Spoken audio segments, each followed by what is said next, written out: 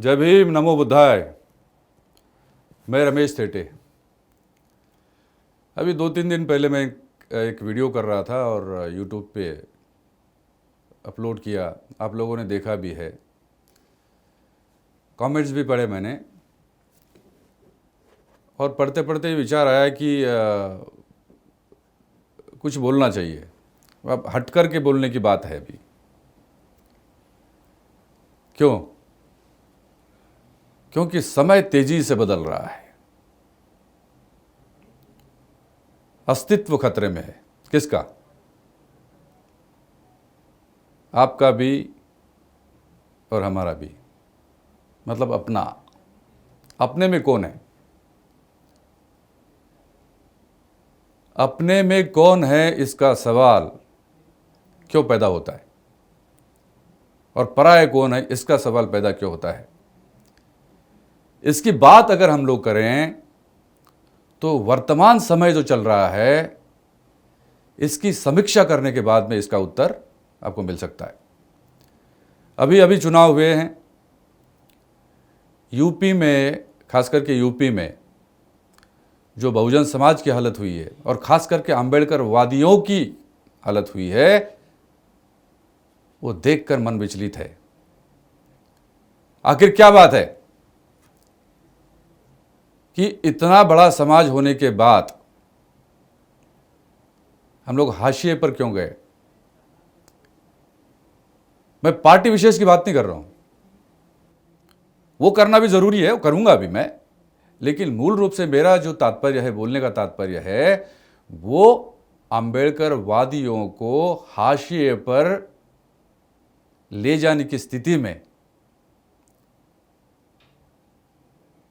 कौन कौन लोग इसमें शामिल है, बल्कि कौन कौन शक्तियां इसमें शामिल है, इसका डिसेक्शन होना चाहिए, इसका पोस्टमार्टम होना चाहिए। और पोस्टमार्टम हर बात खोल देता है, because it is a fact, मतलब किसी बॉडी का डिसेक्शन करना है या पोस्टमार्टम करना है तो उसके अंदर क्या है, क्या हुआ है, इसका सर्टिफिकेशन करने वाले लोग जो है वो पोस्टमार्टम करने वाले लोग होते हैं। और मैं आज जो है, मैं इसी पर्पज से आपके सामने आया हूं। मैं नौकरी में था, आईएएस की नौकरी में था, लेकिन समाज से कनेक्टेड था, आज भी हूं। और दर्द क्यों हो रहा है? दर्द इसलिए नहीं हो रहा है कि बीएसपी हारी है, दर्द इसलिए नहीं हो रहा है कि चंद्रशेखर रावण जी की जमानत जब्त हो गई है, दर्द इसलिए नहीं हो रहा है कि वामन मेश्राम को कुछ भी नहीं मिला। दर्द इसलिए हो रहा है कि इन सारे लोगों ने मिलकर के एक बात को पराजित किया, एक शक्ति को पराजित किया, और वो शक्ति का नाम है अंबेडकरवाद। क्या हासिल किया आप लोगों ने? अरे क्या बात है! बाबा साहब अंबेडकर जी ने अपने परिवार की कुर्बानी कुछ इसलिए दी थी क्या? बाबा साहब अंबेडकर के शरीर को, जैसे पार्थिव शरीर है, चैत्य भूमि पे पड़ा है बाबा साहब का शरीर, और उनका कलेजा, उनका गुर्दा, उनके हाथ, उनकी आंखें, एक एक पार्ट को नोच नोच कर तुमने बांट दिया है। चाहे वो बीएसपी हो, चंद्रशेखर रावण हो, वामन मेश्राम हो, या और आरपीआई के सारे गुट हो। क्या कर रहे हो आप लोग? समाज के नेता, समाज को अपनी पूंजी मानने वाले आप लोग, आज यह हालत क्यों की आप लोगों ने? यह सवाल है। मैं व्यक्ति विशेष की बात नहीं कर रहा हूं, मैं शक्ति की बात कर रहा हूं। आखिर आप चाहते क्या हो? आखिर आपकी मंशा क्या है? मतलब समाज को गुलाम बना देना? आप गुलामी से मुक्ति की बात करते हो, और बाबा साहब की बात, बड़ी बड़ी बातें करते हो आप लोग, और जब कार्यवाही करने की बात आती है तो उससे दूर भाग जाते हो। मैं एक एक करके उदाहरण लेता हूं। देखिए, अब समाज में बहुत टैलेंटेड लोग हैं, हमारे बहुत टैलेंटेड लोग हैं, सबसे पढ़े लिखे लोग हैं, और बात करते हैं तो ऐसी बात करते हैं कि ऐसा लगता है कि तार्किक बात है, लॉजिकल बात है। लेकिन जब कार्यवाही करने की बात आती है तो फिर जो है ऐसा नज़ारा देखने को मिलता है कि ऐसा लगता है कि क्या है। कुल मिलाकर जो समाज की स्थिति हुई है, वो बाकी लोगों ने जो इसमें योगदान दिया है उसकी बात छोड़ दो आप, लेकिन हमारे लोगों ने, अपनों ने क्या किया, इसकी बात मैं आज करना चाहता हूं। अब देखिए, बीएसपी को 1,18,00,000 वोट मिले और चंद्रशेखर जी की पार्टी को, मतलब वो तो आप समझ सकते हो कितने मिले होंगे, उसका आंकड़ा बहुत कम है। वामन मेश्राम की जो भारत मुक्ति मोर्चा या ये जो पार्टी है, उनको कितने मिले, बहुत मतलब ऐसा आंकड़ा है जिसकी बात भी नहीं कर सकते हैं। लेकिन ये आंकड़ों की बात थोड़ा सा बाजू में रखो। अगर ये मान लो एक हाइपोथेटिकल सिचुएशन में आपके सामने रख रहा हूं, मान लो कि अगर ये तीनों एक होते तो जो दुर्गति हुई है, क्या वो दुर्गति होती? कितनी सीटें जीतते, ये बाद में की बात है। लेकिन एक नैरेटिव ऐसा समाज के सामने आता, दूसरों के सामने आता, जो हिंदू राष्ट्र की बात करते हैं उनके सामने यह नैरेटिव आता कि एक अंबेडकराइट नैरेटिव खड़ा है। लेकिन अंबेडकरवादी नैरेटिव तो टाइटा फिस हो गया। और क्यों हुआ? चंद्रशेखर जी चले गए अखिलेश जी के पास में कि हमें इतनी सीट दे दो, वो बोले 1 सीट ले लो, इनको गुस्सा आया। वामन मेश्राम जी का किसी के साथ में टाई अप होने वाला था, वो भी गया था और 2 ही दिन में टूट गया। क्या हुआ? बीएसपी अकेली, बीएसपी में बहन मायावती जी ने जो भी सोचा होगा, मैं कोई इसमें टिप्पणी नहीं करता, तो उनके भी कोई ऐसे निर्णय तो होंगे, उन्होंने कुछ ऐसी बातें की होगी, या अपना प्रचार का बोलो, अपने नैरेटिव का बोलो, ऐसा कुछ अंदाज उन्होंने चेंज किया होगा जिसके कारण उनके अपने उनको छोड़ के चले गए। जो कमिटेड वोट था बीएसपी का, वो भी उनसे दूर चला गया। और एक सीट, एक समय में इतनी बड़ी मेजॉरिटी के साथ में सरकार बनाने वाली पार्टी अगर आज इस हालत में आई है, तो इसका दर्द बहन जी को तो होगा ही होगा। लेकिन समाज के वो लोग जो बाबा साहब के मूवमेंट को ध्यान में रखते हुए बीएसपी को वोट करते हैं या उनके साथ में जुड़े हैं, अगर वो पार्टी, वो नैरेटिव पराजित हुआ है, उसका सबसे ज्यादा दर्द इन लोगों को है और उन लोगों में से मैं हूं। मैंने बीएसपी को वोट किया है, जब मेरे जीवन में बीएसपी को वोट किया है। क्यों किया है? बाबा साहब के नाम को ध्यान में रखते हुए। तब तो बीएसपी इतनी पावरफुल पार्टी भी नहीं थी। लेकिन जो बात सामने उभर करके आ रही है, उसमें एक टिप्पणी मैं जरूर करना चाहता हूं, और वो क्या है, सबसे बड़ी बात कह रहा हूं, वो क्या है? हमारे समाज में इंटेलेक्चुअल लोग बहुत हैं, समझदार लोग बहुत हैं, भाषण देने में बहुत माहिर लोग हैं, और सामने वाले को अपने तर्क से परास्त करने की ताकत रखने वाले लोग बहुत हैं। लेकिन एक बात की कमी है, बल्कि एक दोष है। और दोष क्या है? दोष है घमंड, अहंकार। मैं सबसे बड़ी बात पहले करता हूं बीएसपी की। देखिए, मध्य प्रदेश काडर में मैं नौकरी में था, मैंने देखा एक बात को। बीएसपी के लोग हमारे पास चंदे के लिए आते थे, मेरे पास आते थे, हम देना तो हमारा कर्तव्य है, रोटी ही उसकी खाते हैं बाबा साहब की, तो क्यों नहीं देंगे चंदा? चंदा देते। लेकिन बीएसपी के जो मध्य प्रदेश में अध्यक्ष हुआ करते थे, वो कुछ दिनों के लिए हुआ करते थे कि भाई आज बहन जी ने इनको नियुक्त किया, दूसरे दिन कुछ उनको समझ में आया तो उसको मतलब निलंबित कर दिया या फिर पार्टी से निष्कासित कर दिया। ऐसा मौका आया कि पूरा हुजूम बना कि भाई मध्य प्रदेश में तो बीएसपी की सरकार बनने वाली है, पता नहीं क्या अंदर हो गया, और उस नेता को ही निकाल दिया। मतलब क्या है? मतलब यह है कि घमंड सर्वोपरि है, अहंकार कि तुम हमारे सामने कुछ नहीं हो, जो कुछ हूं, जो कुछ भी है वो मैं हूं। ये अहंकार के कारण, घमंड के कारण एक दूसरे से मिलना नहीं चाहते लोग। हमारे नेता लोग मिलना नहीं चाहते। बहन जी बड़ी है, बहन जी की ताकत बड़ी है, दो राय नहीं इसमें। लेकिन फिर उनकी पार्टी में जो लोग हैं, जिन्होंने पार्टी को सींचा है, बड़ा किया है, अरे दो बात उनकी भी तो सुनो, उनकी बात सुनो। ये लोग टूट करके क्यों गए? आखिर वामन मेश्राम इनके साथ में काम करते थे, मान्यवर कांशीराम साहब के साथ में काम करते थे। क्यों अलग हो गए हो? या भाई चंद्रशेखर रावण जी ये क्यों अलग हो गए? या अन्य नेता भी है, क्यों अलग हो गए हैं? दूर जाने वालों को रोकना सेंटर में जो लोग बैठे होते हैं ना, उनका काम है। ये मैनेजमेंट है। और मैनेजमेंट में जब ऐसे लोग बैठे होते हैं जो कि नहीं चाहते कि एक संग हो जाए, तो फिर वहां कोई गड़बड़ है।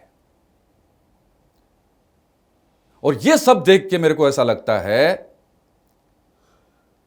कि जो चाहते हैं मनुवादी, जो चाहते हैं वो लोग कि आंबेडकरवाद का समूल नाश हो जाए इस देश में, वो तो आज खुश है। उनको लगता है कि ये जो हुआ है ना, अब वो दिन दूर नहीं है, वो दिल्ली दूर नहीं है। अभी जो आखिरी उनकी मंशा होगी वो दिन दूर नहीं है।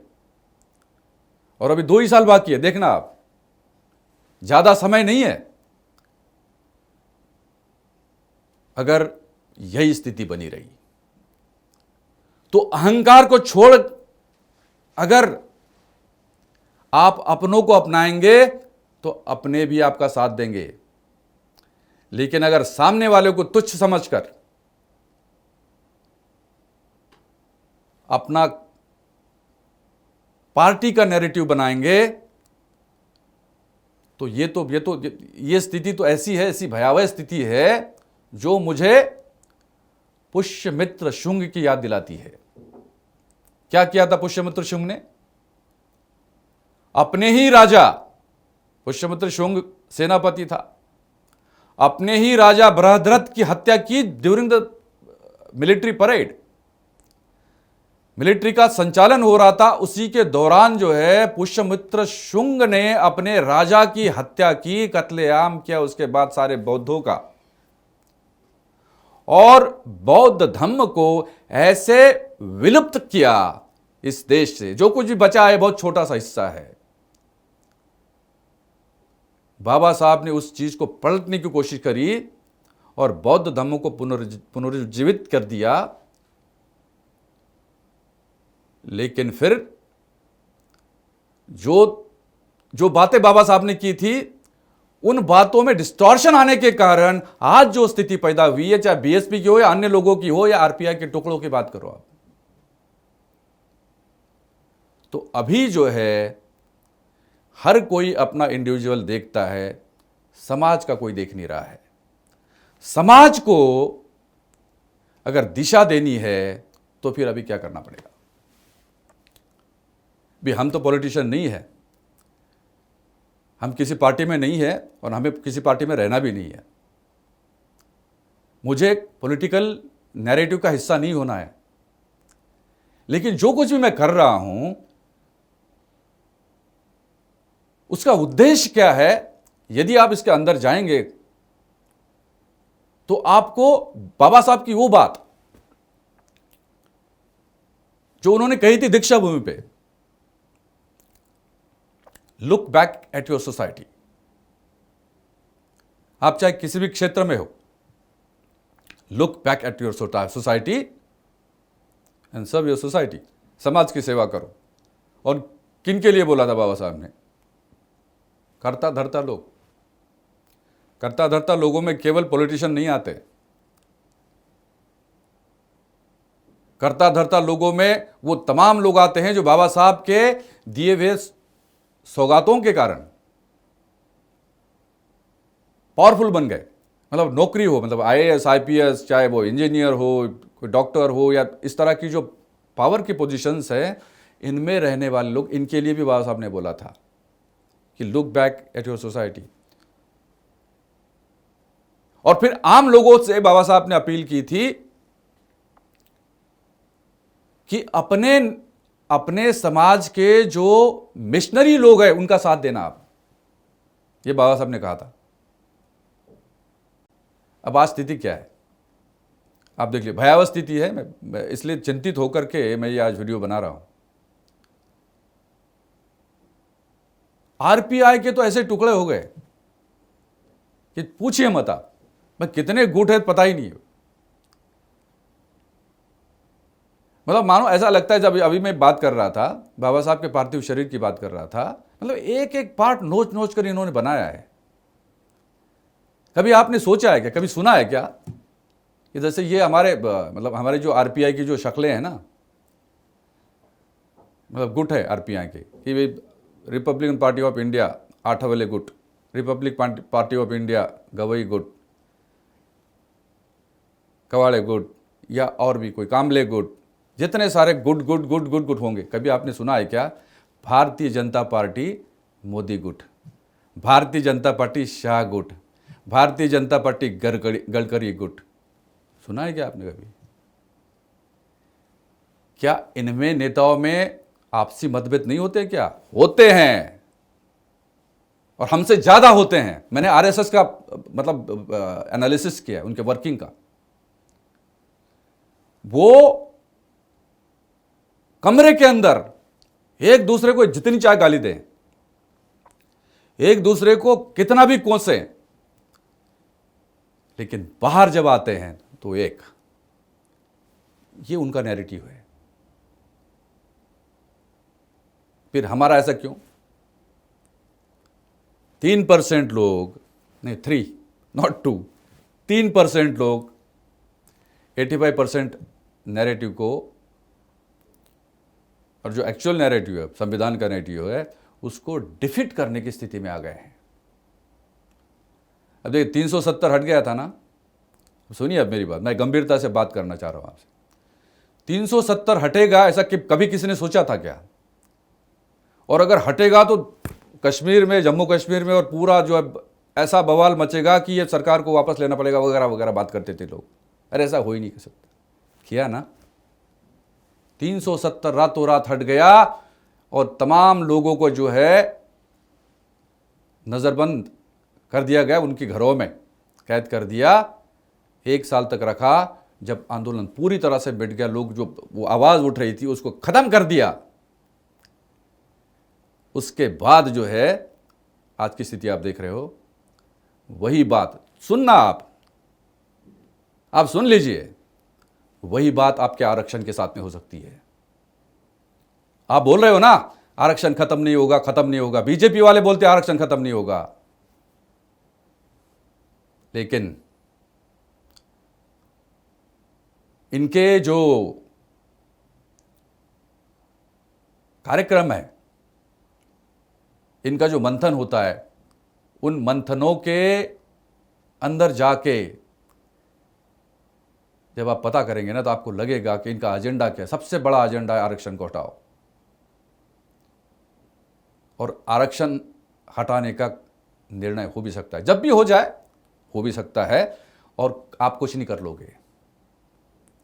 जो लोग हमारे जैसे, आप जैसे लोग जो है, जो बाबा साहब की बात करते हैं, जो लोग बात करेंगे कि ये ऐसा होना चाहिए, वैसा होना चाहिए, हम आंदोलन करेंगे, हम ये करेंगे, वो करेंगे, कुछ नहीं कर पाओगे आप। ऐसा पहले प्लानिंग बनाएंगे, ऐसी व्यवस्था करेंगे, चाहे वो सरकारी अधिकारी हो, नौकरी में रहने वाला छोटा सा कर्मचारी हो, जो आरक्षण के बेस पे आया है, वो भी कुछ नहीं कर पाएगा। वो सारे के सारे गुलाम कुछ नहीं कर पाएंगे। क्या ये चाह रहे थे आप? क्यों पंगु बना दिया आप लोगों ने?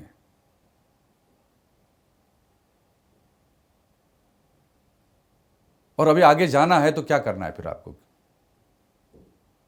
अब 2024 तो आने वाली है, अभी से तैयारी शुरू हो गई है।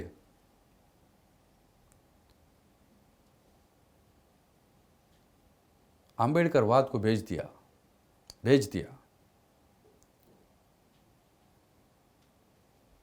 ऐसे लोगों को आप लोग सशक्त बना रहे हैं, जिन्होंने भी किया है सशक्त बना रहे हैं, जो आपका गला घोटना चाहते हैं, आपका स्वाभिमान खत्म करना चाहते हैं, आपके अंदर की जो बाबा साहब की झलक है उसको खत्म करना चाहते हैं, और उनको हमारे लोग साथ दे रहे हैं। ये हो इसलिए रहा है क्योंकि हमारे करता धरता लोग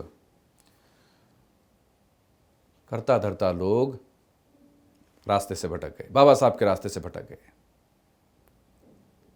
बहुत सारी बातें हैं, अब उन तमाम बातों में मेरे को जाना नहीं है, लेकिन मैं ये कह रहा हूं कि अगर ये स्थिति हम लोग फिर से उत्पन्न करें, क्या?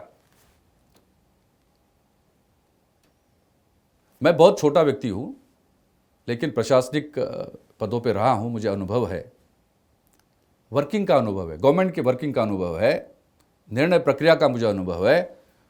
और इसलिए मैं कह रहा हूं, इसके पहले प्रयास हुए, वो क्या हुए हैं वो छोड़ दो। मान लो कि जैसे इन लोगों की एक ही पार्टी है,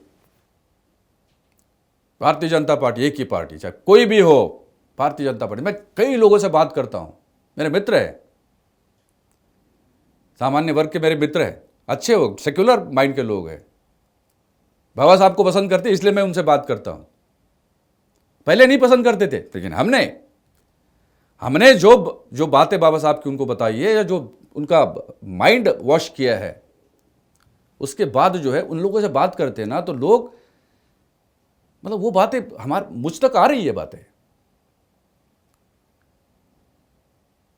और इस कारण मैं कह रहा हूं कि जैसी उनकी एक ही है, वैसी अगर हमारे यहां पे एक ही निर्मित हो जाए, तो चाहे कुछ भी कुछ मतलब कितना भी बड़ा नैरेटिव हो, वो अंबेडकर राइट नैरेटिव को हराना, मेरे दोस्तों, ये पॉसिबल नहीं है। और हम इसी के लिए बैठे हैं। क्या करना है? करना यह है कि मन को मन से जोड़ो, वास्तविकता को ऐसे उन तक पहुंचाओ ताकि वो एक हो जाए। अब ये पॉसिबल है नहीं है, इस पर बात लोग कर सकते हैं, अरे क्या बात कर रहे हो आप, बहुत लोगों ने प्रयास किए, लेकिन ये जो नैरेटिव मैं आपके सामने रख रहा हूं, इसका एक आधार है। अगर उनकी पार्टी एक है तो हमारी पार्टी भी एक हो सकती है। चाहे अब ये समाज जो है, चाहे एक पार्टी को चुन ले, और बड़ी पार्टी बीएसपी है, बीएसपी हो सकती है, सारे लोग बीएसपी के अंडर जो है वो आ जाए, इस नैरेटिव को ये करें। मैं इसलिए नहीं कह रहा हूं कि मैंने बीएसपी को वोट किया है, मैं पसंद करता हूं, विचार को पसंद करता हूं, बाबा साहब का विचार, मान्यवर कांशीराम साहब का विचार, बहन जी का भी विचार, मैं इस चीज को पसंद करता हूं, लेकिन इसमें डिस्टॉर्शंस है, वो आपको हटाने पड़ेंगे। मैं ये नहीं कह रहा हूं कि बहन जी का कोई गलत, मतलब उनका कोई ऐसा निर्णय कोई गलत हुआ ही नहीं है, नहीं, नो, वो होगा, मानवीय स्वभाव है, उनसे गलतियां हुई होंगी, लेकिन अगर यहां से आगे जाना है, आपको आगे जाना है, तो एक ही के बगैर ये पॉसिबल नहीं है। ये पॉसिबल नहीं है, ऐसा हो जाएगा जहां आप दिख नहीं पाओगे, दिखोगे ही नहीं है, खत्म। अभी थोड़ा बहुत जो पैसा हमारे लोगों के पास में घरों में है, कोई संपत्ति है, कोई ऐसा है वैसा है, खड़े खड़े लोग आ करके आपके घर का सारा सामान उठा के ले जाएंगे, संपत्ति ले जाएंगे, पैसे ले जाएंगे, आप कुछ नहीं कर पाओगे। यही होने वाला है, गुलाम।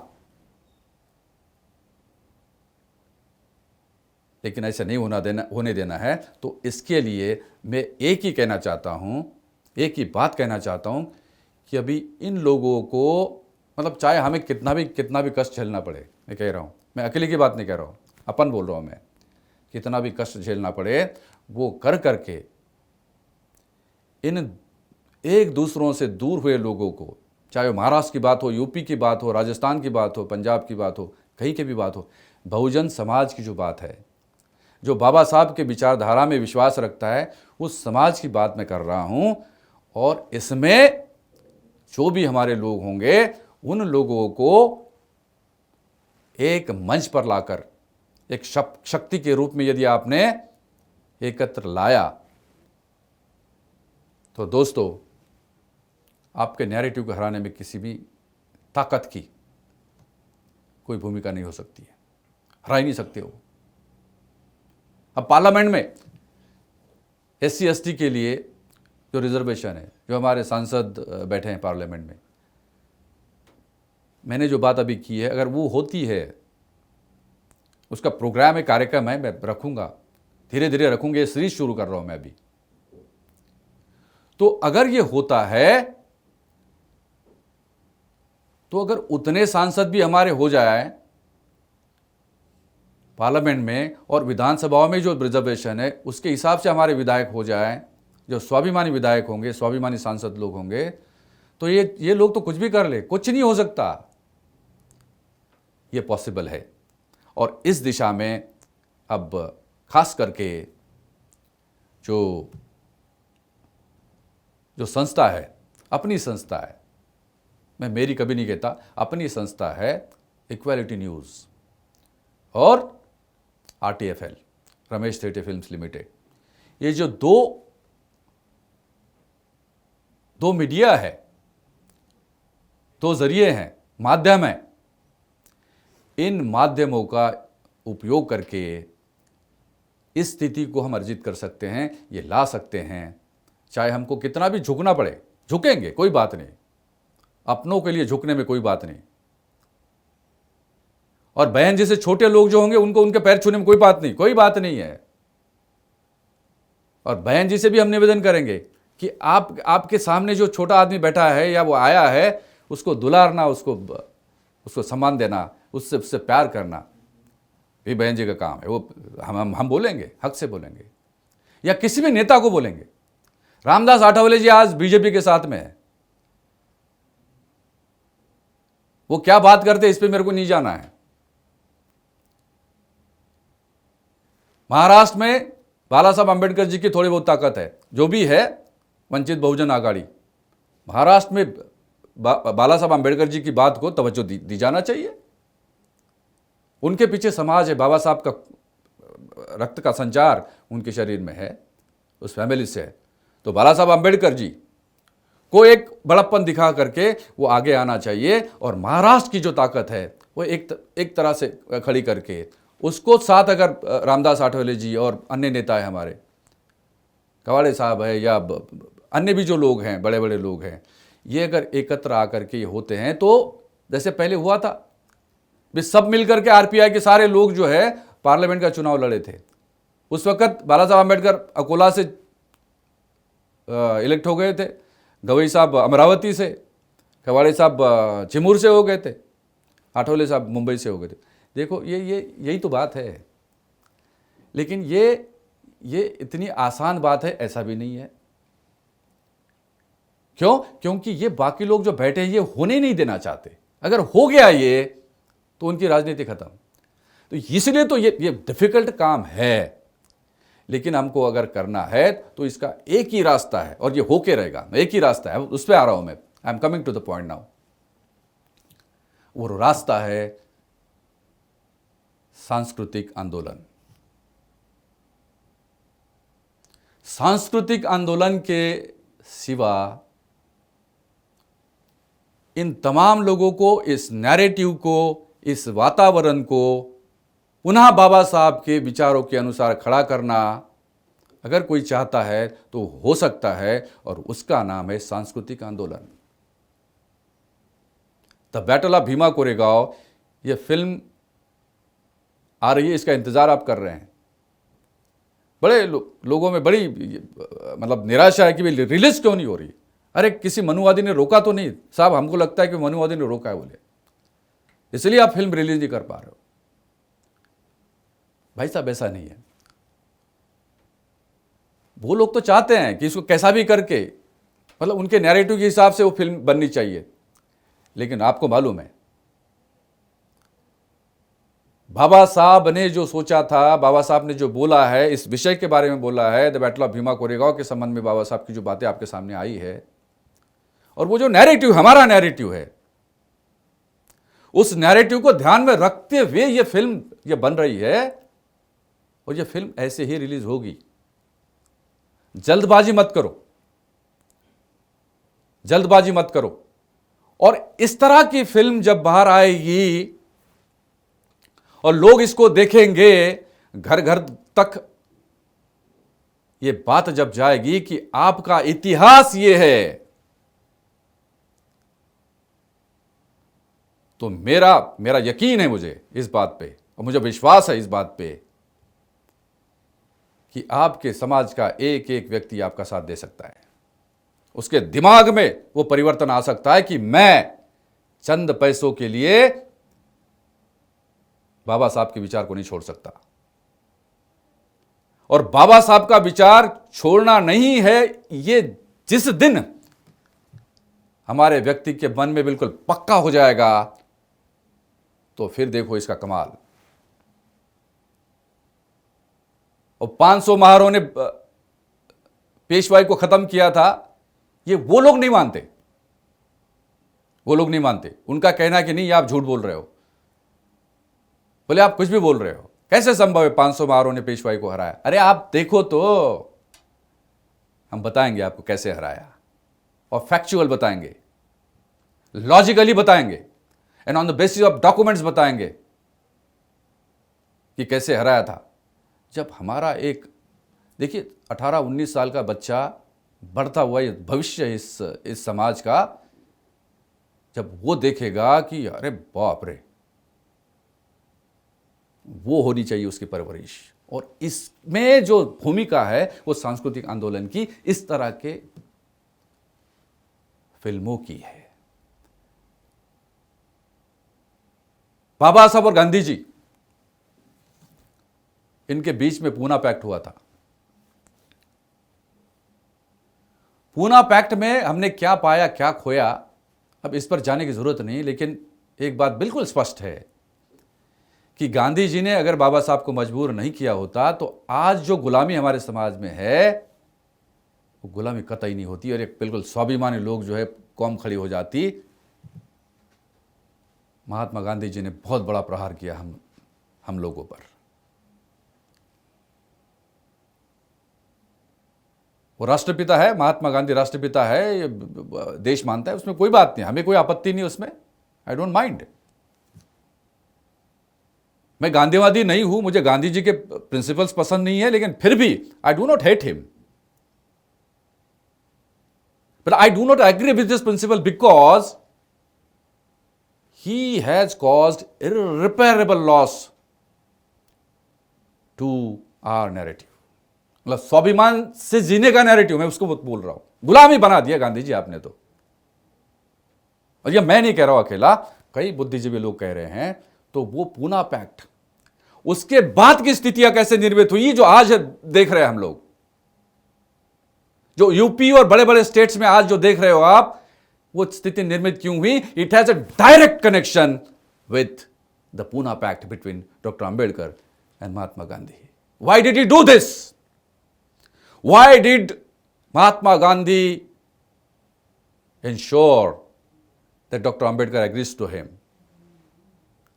ये सिचुएशन है, और ये सिचुएशन से क्या पैदा हुआ, क्या थी वो स्थितियां, और अभी क्या हो रहा है देश में, इसका सीधा कनेक्ट जो है पूना पैक्ट से होगा। और पूना पैक्ट पर फिल्म बनाएंगे हम, और वो सारी परिस्थितियां इस समाज के सामने आना चाहिए, और ऐसे स्वरूप में आना चाहिए, एक बड़ी फिल्म के माध्यम से आना चाहिए।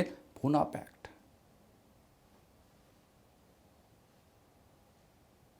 हमारे समाज में आज के तारीख में, अभी एक राजस्थान की घटना,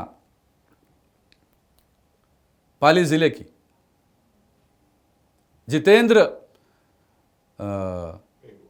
जितेंद्र मेघवाल, क्या बोले, मूछे क्यों रखी, मार दिया। ऊना की घटना, अभी 1-2 साल पहले की घटना, ऊना, सरेआम मार दिया।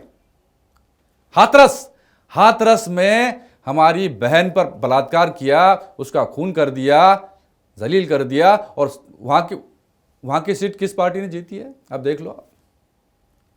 अरे जिनके दिमाग में इतना असंतोष है वो भी उनको वोट करेंगे, मतलब मारने वाले को, जो मार रहा है उसको वोट करेंगे। Can it be possible? अब बहुत सारी स्थितियां हैं, उस पर मैं नहीं जाना चाहता। तो ये तमाम जो बातें हैं, क्या मतलब, क्या ऐसे ही रहेंगे क्या? तो ऐसा जो नज़ारा है, वो नज़ारा और कोई फिल्म मेकर नहीं बनाएगा, नहीं बताएगा। हमसे पैसा लेकर आई एम बुद्धा फाउंडेशन किसने बनाया? अग्निहोत्री, विवेक अग्निहोत्री और पल्लवी जोशी, ये 2 लोग उसमें हैं। उन्होंने ये कश्मीर फाइल्स बनाई है, बड़ी वाहवाह हो रही है। कश्मीरी पंडितों के साथ में बड़ा बुरा व्यवहार हुआ होगा। अरे यहां तो डेली होता है मेरे भाई, यहां तो दलितों पे, आदिवासियों पे, शोषितों पे ऐसे अत्याचार होते हैं। उस पर आपको फिल्म बनाने की नहीं सोची क्या आपने? क्यों नहीं सोची? और आपने पैसा किस नाम से लिया? Buddha, I am Buddha foundation. Buddha का नाम आते ही मतलब यहां से पैसा, वहां से पैसा लेके, और बनाई फिल्म क्या कि दोनों समाज के अंदर जो है हेट्रेड पैदा हो, किसी पे अत्याचार होना गलत बात है। अगर कश्मीरी पंडितों के ऊपर अत्याचार हुआ तो गलत बात है, लेकिन यू शुड बैलेंस इट। फिर अगर आप इस तरह के व्यक्ति हो तो आपको सोचना चाहिए कि भाई इससे भी बड़ी बात क्या होती है। सदियों से जो अत्याचार हो रहे वो नहीं दिखता है क्या आपको? कौन से ऐसे फिल्म मेकर ने आज तक के जो दलितों पे फिल्में बनाई है या किसी ने भी बनाई हो, बेचारगी क्यों? दलितों को बेचारगी के रूप में क्यों दिखाना चाहते हो आप लोग? क्यों आपको वो अच्छा लगता है? मुझे भी है। हमारे यूनिट के एक बड़े व्यक्ति ने कहा था कि बोले नहीं, फिर आपको सहानुभूति नहीं मिलेगी। अरे भाड़ में जाए सहानुभूति, तुम्हारी सहानुभूति नहीं चाहिए हमको, हमें हमारे लोगों की सहानुभूति चाहिए। और वो पावर हम क्यों नहीं दिखाएंगे? अगर 500 लोगों ने 500 महारों ने अगर उनको हराया है तो क्या मतलब एक साल के 364 दिन वो गुलामी में निकालेंगे और एक ही दिन में काट देंगे उनको? ये पॉसिबल है क्या? उस दौरान भी स्वाभिमानी लोग हुआ करते थे, लेकिन अभी तक किसी भी अछूत को कहेंगे, किसी दलित को, किसी पीड़ित को, किसी वंचित को पावरफुल लुक में और रूप में किसी फिल्म मेकर ने नहीं दिखाया, क्योंकि वो चाहते नहीं है, क्योंकि उनका नैरेटिव वो है नहीं। आपसे पैसा लेंगे, आपसे वोट लेंगे, वोट हमारा, सरकार आपकी, वोट हमारा, पावर आपका। देखा ना पंजाब में हुआ ना, अभी पंजाब में केजरीवाल जी की सरकार बनी है, उनकी पार्टी की बनी है। हमारे लोगों ने भर भर के वोट दिया। केजरीवाल जी ने अनाउंस किया कि भाई भगत सिंह जी की फोटो रहेगी और बाबा साहब की फोटो रहेगी। हमारे लोग खुश हो गए। अच्छी बात है, और वाकई अच्छी बात है, लेकिन फिर जो एम्पावरमेंट है फिर उसकी भी बात होना चाहिए। वो क्या बात है कि अभी 5 सांसदों को राज्यसभा पे नॉमिनेट मतलब जब कैंडिडेचर दिया गया, कौन लोग है ये? पांचों की पांचों कौन लोग है? देखिए आप, वोट लेके 36% शेड्यूल कास्ट के लोगों से वोट लेके सरकार बनी है, और बनने के बाद में जब पार्लियामेंट में किसी व्यक्ति को भेजने की बात आती है तो केजरीवाल जी ने जो पहले भी 2 लोग दिल्ली से भेजे थे वो लोग देखो कौन है, और अभी जो पंजाब से नॉमिनेट किए वो लोग कौन है। आपको दिख जाएगा क्या है ये। तो इसलिए है कि हम अपने आप को बेच देते हैं, उसका परिणाम है, क्योंकि अभी स्थिति वैसी है। सांस्कृतिक आंदोलन के माध्यम से अगर हम आगे आते हैं और वो लोगों को इस तरह से प्रबोधन देकर उनका माइंड ऐसा कल्टीवेट करते हैं, तो वो तमाम बातें फिर से खड़ी हो सकती है जो बाबा साहब ने हमसे कही थी और बोली थी। और इसके लिए क्या चाहिए? क्या चाहिए? केवल आपका साथ चाहिए। पॉलिटिकल मेरा कोई पॉलिटिकल एम्बिशन नहीं है, कोई पॉलिटिकल एम्बिशन नहीं। मैं I can give it on a stamp paper, I can declare it. मुझे कोई पद नहीं चाहिए, कुछ नहीं चाहिए। मैं चाहता क्या हूं? अगर इस आरटीएफएल को बनाया है सरकारी नौकरी करने के बाद, रिटायरमेंट के बाद अगर मैं इसमें आया हूं, तो जरूर कोई ललक होगी। पैसा कमाने की तो कोई बात ही नहीं है इसमें। मैं क्यों और क्या चाहिए मेरे को? मुझे आपका साथ चाहिए। अब मुझे नहीं, बल्कि इस आंदोलन को साथ चाहिए। और मेरा नैरेटिव साइंटिफिक है,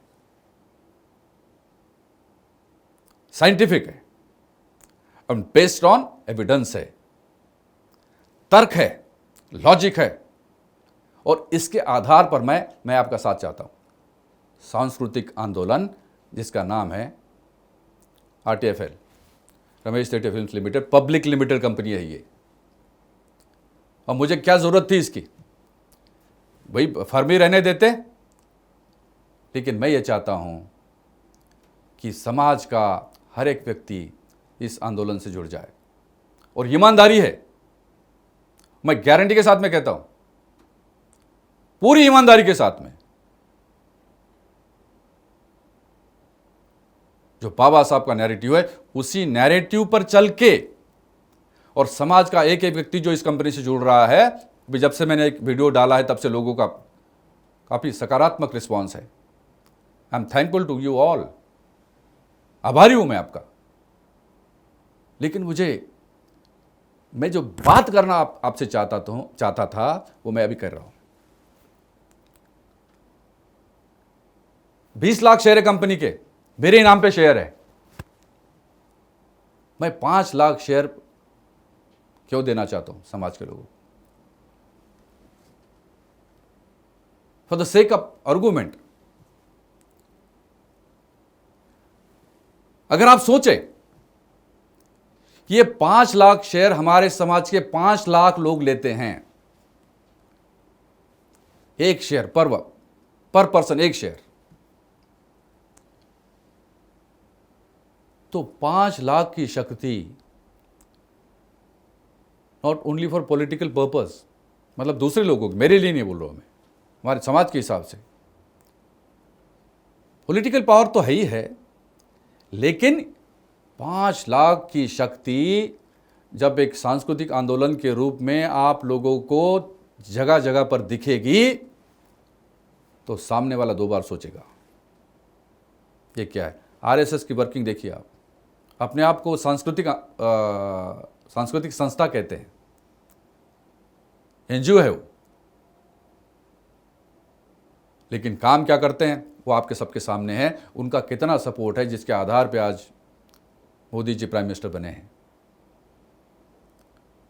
इस कंपनी में, आरटीएफएल में, मैंने अभी 2 दिन पहले आपको ये कहा था कि भाई साहब आप आरटीएफएल के भागीदार बनो। मैंने ये कहा था कि वीआईपी पासेस बुक करने वाले लोग और हमारे यूट्यूब चैनल के, दोनों यूट्यूब चैनल के जो सब्सक्राइबर्स हैं, इन लोगों को हम ये ऑफर देना चाहते हैं कि वो भागीदार बन सकते हैं, शेयर होल्डर बन सकते हैं। कुछ लोग तो ऐसे भी हैं जिन्होंने मुझे ये कहा कि साहब हमने वीआईपी पास नहीं लिया है, लेकिन आपके चैनल के हम सब्सक्राइबर हैं, तो क्या हम शेयर ले सकते हैं क्या? हाँ, बिल्कुल ले सकते हैं। अगर सब्सक्राइबर नहीं है तो सब्सक्राइबर तत्काल बन जाओ। अगर वीआईपी पास होल्डर आप नहीं है तो वीआईपी पास खरीद लो। बहुत आसान है। मैं चाहता हूं दिखने के लिए 1400 रुपये है। क्या है 1400 रुपये?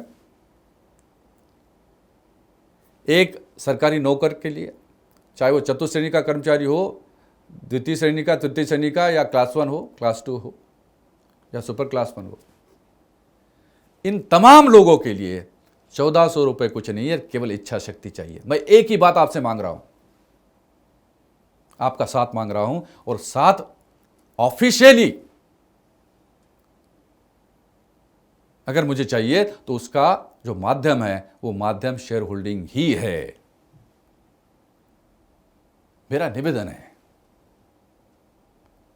1400 रुपये से आप गरीब नहीं हो जाएंगे।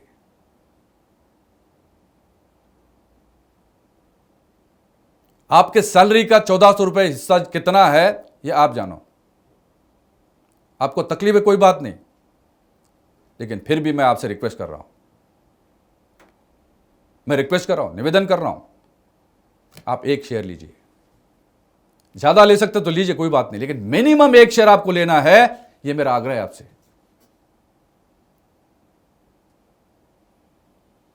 और ये शेयर लेके आपको क्या मिलेगा इस चक्कर में मत पड़ो आप। मुझे क्या फायदा होगा इस चक्कर में आप मत पड़ो। उसके लिए मैं हूं, मैं आपका ट्रस्टी हूं, मेरे पे छोड़ दीजिए आप। आपका नुकसान नहीं होगा, कभी नुकसान नहीं होगा। हमें सेबी के गाइडलाइंस का ध्यान रखना है, कोई बड़ी बड़ी बातें नहीं करना है। दूसरे लोगों के जैसे हमको बड़ी बड़ी बातें नहीं करना है कि आपको ये देंगे और फिर ऐसा होगा और फिर 5 साल के बाद में आपका दुगना हो जाएगा। बकवास है ये, मत करो। जो फैक्चुअली वो बात बताओ, समाज को बताओ। और मैं आपको इसलिए बोल रहा हूं कि 14 अप्रैल आने वाला है। हम लोग भी चंदा देते थे, आज भी देते हैं। आप ऐसा समझ लो कि ये जो आपका 1400 रुपया है ये आप ही की जेब में है। ये पब्लिक लिमिटेड कंपनी है, कोई इधर का उधर कोई कुछ नहीं कर सकता। ये आपका ही पैसा है, आपके ही जेब में रहेगा। केवल जो है इस ऑर्गेनाइजेशन को, जिसका नाम है RTFL, अपना मानकर आप इसमें 1400 रुपये का एक शेयर खरीदिए। आप इसका हिस्सा बन जाइए और देखिए 1 साल के अंदर क्या कमाल होता है। क्या कमाल होता है 1 साल के अंदर, देखिए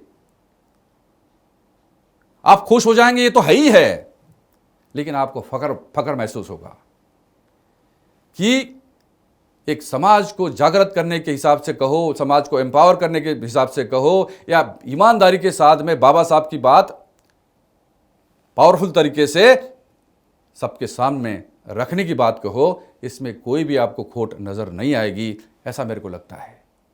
और इसलिए मैं केवल एक निवेदन करना चाहता हूं, एक बार भरोसा करके देखिएगा और इस कंपनी का साथ दीजिएगा।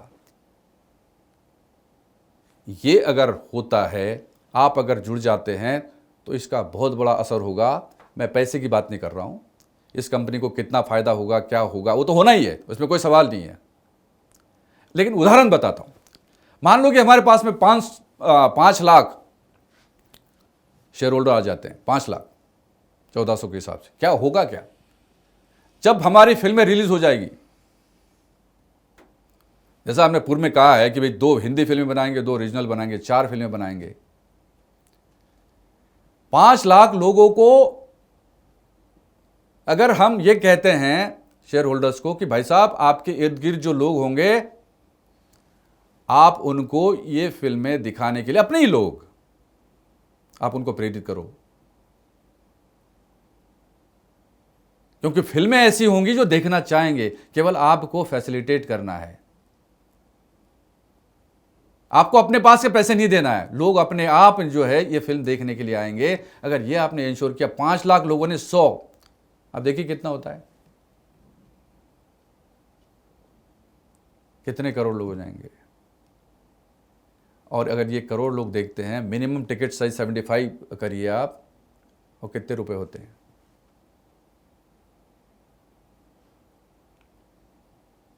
और ये प्रॉफिट कहाँ जाएगा, प्रॉफिट कहाँ जाएगा, लोगों का पैसा है, ये आपकी संपत्ति है। ये इस तरह से जो ये इकोनॉमिक मॉडल है ये, और इकोनॉमी आर्थिक क्रांति के माध्यम से सामाजिक क्रांति की ओर जाने का यह रास्ता है। और बहुत लोग कहते हैं हमारे समाज के, सामाजिक क्रांति के बगैर यह संभव नहीं है। सामाजिक क्रांति ऐसे नहीं आती है। सामाजिक क्रांति को नेविगेट होना होता है, उसका रास्ता होता है, कोर्स होता है उसका, और उस कोर्स को यदि आप इंश्योर करोगे ठीक तरह से जाए तो सामाजिक क्रांति है, वो होना है, इस देश में होना है। और वो जो पुष्यमित्र शुंग ने हमारा नुकसान किया और महात्मा गांधी जी ने हमको गुलाम बनाया, उससे बाहर अगर आना है तो एक ही रास्ता है, सांस्कृतिक आंदोलन, सामाजिक क्रांति। और इसलिए मैं कह रहा हूं, मैं निवेदन कर रहा हूं, चाहे आप सरकारी कर्मचारी हो, अधिकारी हो, व्यापारी हो, चाहे छात्र हो हमारे, मैं छात्रों से भी कहना चाहता हूं, आपको भी स्कॉलरशिप मिलती है, आप जुड़ जाओ, इस कंपनी के साथ में जुड़ जाओ। आपके करियर की बात हम देखते हैं, हम देखेंगे, लेकिन जुड़ जाइए आज ही। ये वीडियो देखने के बाद में सबसे पहला काम मेरे भाइयों बहनों ये होना चाहिए कि कंपनी का एक शेयर लेके इसके भागीदार बन जाइए आप। और मैं तो ये कहता हूं कि अंबेडकरवाद को जिंदा रखने वालों, अंबेडकरवाद को जिंदा रखने वालों,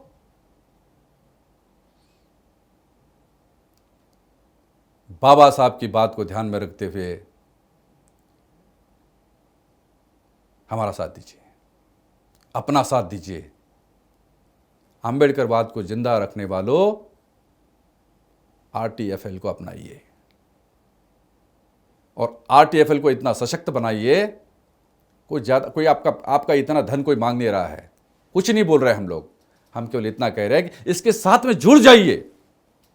और जुड़ करके अब 1 साल के बाद में जो स्थिति आपके सामने होगी, आज की तारीख में हम नोट कर रहे हैं, मैंने जो बात आपसे करी है, 1 साल के बाद में देखेंगे इसकी शक्ति क्या है। और आने वाला आपको समय बताएगा। जो बातें मैंने आज के इस वीडियो में की है, आप स्वयं देखेंगे कि जो बातें मैंने की है वो कितनी खरी उतरी और उसका रिजल्ट क्या हुआ। मुझे आशा है कि जो हमने सोचा है, क्योंकि उसमें कोई एजेंडा नहीं है, हिडन एजेंडा नहीं है कि मेरे को पैसे कमा करके निकल जाना, यह एजेंडा है ही नहीं है। मुझे कोई ज़रूरत नहीं थी, मुझे तो मेरी पेंशन ही इतनी ज़्यादा है कि मुझे ज़रूरत ही नहीं है ये सब करने की। अभी घर भी है, गाड़ी है, सब कुछ है, ये कंपनी भी है, कोई ज़रूरत नहीं है। लेकिन मैं ऐसे ही चला जाऊंगा ना, कोई अगर कहे कि नहीं चलो अब तो चुपचाप बैठ जाओ, घर में बैठ जाओ, ये करने की क्या ज़रूरत है तुमको, उनको बाकी लोगों को करने दो। No, this is wrong, this is wrong. Now you have to take a stand. और मैं आपसे मिलने के लिए आ रहा हूं, मैं भी दौरा करने वाला हूं और एक एक बंदे से मिलूंगा मैं। आप चाहे मुझे सम्मानित करिए, अपमानित करिए, कोई बात नहीं, मैं आपके पास में आऊंगा, क्योंकि मेरे लिए मैंडेट है, बाबा साहब का मैंडेट है। मैं आपके पास में आऊंगा, आपको बोलूंगा कि भाई साहब इसलिए आपको साथ देना चाहिए, और आऊंगा, आपको शेयर होल्डर बनाऊंगा, आपको जो आरटीएफएल की बात है वो बताऊंगा, और आप ऐसे जुड़ जाएंगे, ऐसा मुझे विश्वास है। और ये आंदोलन, सांस्कृतिक आंदोलन, सारे हमारे समाज के जो आर्टिस्ट हैं, जो इंटेलेक्चुअल लोग हैं, उनको साथ में लेके, प्रोफेसर रतन लाल है और हमारे अन्य भी साथीगण हैं जिनमें वो ललक है, और जो डायरेक्टर्स है, टेक्निकल लोग हैं, टेक्नीशियंस हैं, इन तमाम लोगों को हम प्रोजेक्ट करके एक ऐसे विषय समाज के सामने लाना चाहते हैं जिसमें इकोनॉमी भी हो, लेकिन साथ में हमारा सोशल नैरेटिव, अंबेडकराइट नैरेटिव भी हो। ये बात हम करके आगे का रास्ता तय करना चाहते हैं। मेरा इसमें व्यक्तिगत कोई एजेंडा नहीं, आप आश्वस्त रहिए, आपको मुझसे कोई निराशा नहीं होगी, इतनी गारंटी देता हूं। लेकिन केवल एक ही निवेदन है, आरटीएफएल का साथ दीजिए। धन्यवाद, जय भीम। आशा करता हूं आप साथ देंगे। Thank you very much.